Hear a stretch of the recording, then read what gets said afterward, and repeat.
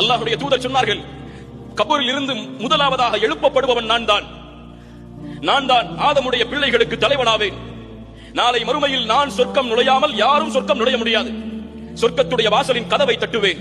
அங்கே இருக்கக்கூடிய ஹாசின் காவலாளி கேட்பார், யார் நீங்கள்? அப்போது நான் சொல்லுவேன், அன ரசூலுல்லாஹ், இல்லை, நான் அல்லாஹ்வுடைய ஹபீப், இல்லை. அந்த காவலாளி இடத்திலே இந்த தூதர் என்ன பணிவோடு பேசுவார் தெரியுமா?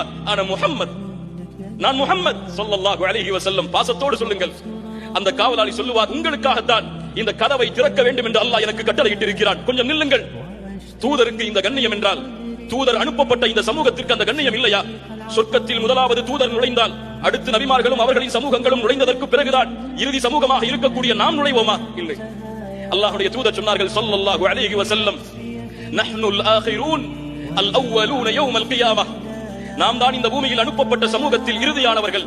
இருந்தாலும் மறுமையில் முதலாவது சொர்க்கம் நுழைபவர்களும் நாம் தான். அல்லாஹு அக்பர். முதலாவது தீர்ப்பு கொடுக்கப்படும். இந்த சமூகம் சொர்க்கத்தில் நுழைந்ததற்கு பிறகுதான் மற்ற எல்லா சமூகங்களும் சொர்க்கத்தில்